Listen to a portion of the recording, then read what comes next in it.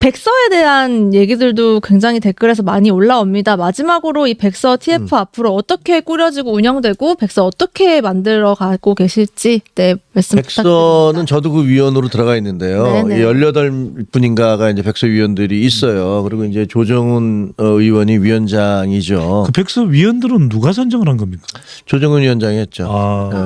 조정훈 위원장이 했는데 백서는 우리 원래 취지는 다시는 이런 실패를 되풀이하면 안 되겠다. 이런 취지에서 시작된 거잖아요. 네. 근데 진행되다 보니까 뭐 그냥 좀 더 거칠게 말씀드리면 그거 한동훈 공격하기 위해서 만든 거 아니야? 그러니까요. 그 부분에 대해서는 일각에서는 있습니다. 그 백서의 내용을 한동훈 죽이기나 한동훈 책임론을 묻기 위한 것 아니냐는 그런 이의도 제기되고 있는데 맞습니다. 부총장님 어떻게 보십니까? 실제 그런지 정확하게 대답을 좀 해주신다면요. 아니 누군가 책임져야 되는 거 아니야라고 네. 그거 국민들이 그거 받아들이겠습니까? 그 이번 선거가 왜 이렇게 참패를 했냐는 걸 따지면 뭐 그 대통령실의 문제가 있고 또 당 지도부의 문제가 있고 후보들의 어떤 역량의 문제가 있고 이게 다 종합된 거긴 하겠지만 그 가장 큰 바람이 어디서부터 불어왔는지는 다 아는 거 아니에요? 그 우리 후보들 중에서 그거 모르는 사람이 있을까요? 그리고 우리 국민들 중에서 그거 모르시는 분이 있을까요? 근데 일반의 민심과 전혀 다른 결론을 도출해내면 그게 설득력과 소구력이 있겠습니까?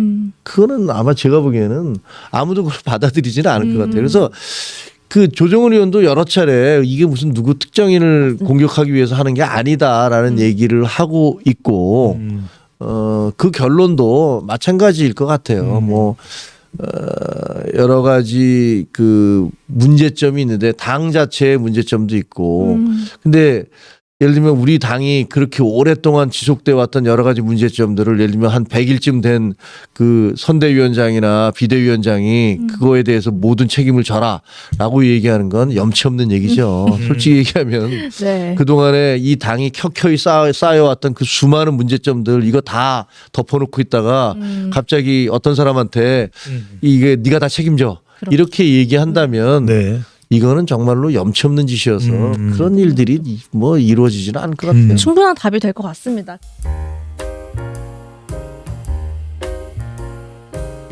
특검하다가 날 셀 수는 없지 않겠습니까? 그다음에 또 김건희 여사 관련해서도 지금 이원석 검찰이 수사한다고 했으니까 인사는 인사고 수사는 수사니까. 그런데 야권은 뭐 특검법 그대로 하겠다 또 계속 밀어붙이겠다 심지어는 뭐 장애 집회도 불사할 것 같은 그런 또 모양새거든요. 강하게 나가고. 이걸 윤석열 대통령과 국민의힘은 어떻게 돌파를 해야 될까요? 그 원칙대로 갈 수밖에 없죠 뭐. 네. 근데 지금 저는 민주당 주장은 자가당착이라고 생각을 해요. 왜냐하면 지금 공수처가 오늘인가 어젠가 기사를 보니까 그 수사를 하면서 이시원 공직기강 비서관과 그다음에 유재원인가요? 그 법무관리관. 유지현 법무관리가. 예, 그 국방부에 예. 이분 사이에서 뭐 몇 차례 통화가 있었고 뭐 이런 내용들을 계속 밝혀내고 있단 말이에요. 그러면 공수처 수사가 지금 계속 진행되고 있는데 그동안 왜 공수처가 이렇게 늑장 수사를 했는지 그것도 저는 상당히 불만이에요. 이종섭 그 전 국방장관이 호주 대사로 나가면서 이제 이게 출국 금지가 된 사실을 알게 된 거 아니에요. 근데 알고 보니까 그거를 뭐 계속 연장을 했더만요. 맞습니다. 2개월. 네. 예. 그럼 출국 금지 조치를 내렸으면 빨리 불러다가 수사를 해야 되는데 그거를 총선 시기가 다가오는데 수사도 안 하고 계속 있다가 그다음에 끝나고 난 다음에 지금 막 부르고 있는 것도 별로 옳지 않다고 생각을 예. 하는데 그 불러서 여러 가지 새로운 내용들이 나오고 있단 말이에요. 그러면 민주당 주장대로 하자면 경찰 수사하고 공수처 수사를 다 중단하고 특검이 만들어지면 또 그 특검의 자료를 다 넘기라는 거 아닙니까? 근데 특검이라는 게 원래 그 수사가 미진하고 거기에 권력의 개입이 됐다는 어떤 의혹이 있을 때 하는 거 아닙니까? 네. 그렇죠. 그런데 그런 것들이 지금 진행되고 있는데 우리가 특검을 만들 때 우리가 다수당이니까 특검 통과시킬 테니까 무조건 일로 다 가져와라 하면 아니 경찰, 검찰, 공수처 왜 필요한 거예요? 앞으로 모든 사안에 대해서 약간의 정치적인 논란이 있는 사안은 다 특검으로 가자라고 얘기할 수도 있는 거 아니에요? 그래서 그거는 자가당착이다라고 생각을 해요. 네. 지금 공수처 수사 좀 더 봐야 되고 검찰 수사 계속 지켜본 후에 그럼에도 미진하면 특검을 뭐 고려를 해보겠다. 이것도 대통령과 대통령실의 의견이기도 했고요. 그럼 부총장님께서 지금 기준에서 그러면 최상병 특검법에 대한 표결 기회가 주어진다면 아무래도 찬성표를 던지기가 그럼 좀 어려우시죠. 저는 반대하죠, 당연히. 그 논리적으로 말이 안 되기 때문에 그건 그 민주당이 그 공수처 수사 이제 아마 빨리 하고 있으니까 곧 나올 거예요. 네. 그다음에 그 경찰 수사도 이게 사실 본질이 그렇게 복잡한 게 아니잖아요. 최상병이 비극적 사고를 당한 것 자체 그런 것은 너무나 명백하게 모든 사람이 알고 있는 거고 문제는 그 이후에 국방부하고 그 비서실사에서 오갔던 무슨 얘기가 오갔느냐는 건데 이건 공수처에서 하고 있는 거잖아요. 그러니까 공수처에서 이 부분들에 대해서 빨리 정리를 하고 발표를 하면 그거 이러이러한 부분에서 수사가 미진하고 잘못됐다. 그러니까 우리가 특검을 해야겠다라고 얘기한다면 그거는 대국민 설득력이 상당히 있을 것 같아요. 근데 지금 민주당은 많은 분들이 지금 당장 특검해야 된다라고 주장하는 건 굉장히 감정적인 부분이 있잖아요. 정서적인 부분들.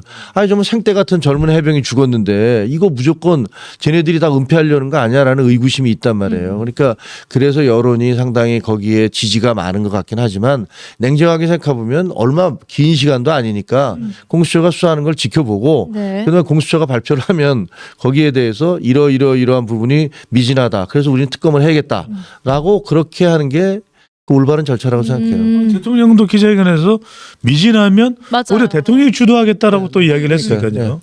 네. 저 대통령 근데 거부권 행사를 할 것 같죠. 할 것 같고요. 그러면 이제 국회로 돌아와서 재표결을 하게 될 텐데 국민의힘 다수가 이 특검에 대해서 이런 의견이라면은 이탈표 일부에서 말하는 이탈표로 인한 재표결이 뭐 반란되는 거 그런 것들의 가능성은 좀 적을 수 있겠네요. 현재로서는.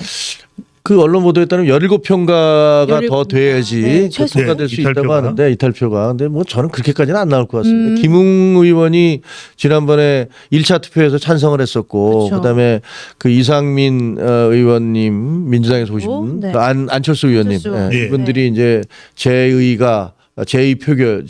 의결 표결이 오면 나는 찬성하겠다 이렇게 얘기를 했으니까 그 세 분은 아마 찬성을 하실 것 같고 네. 그리고 또 뭐 한두 분이 더 있을지도 모르는데 그러나 그런 논리적으로 볼 때 지금 민주당의 주장이 이렇게 합리적이지는 않기 때문에 거기서 많은 이탈표가 생길 것 같지는 않습니다.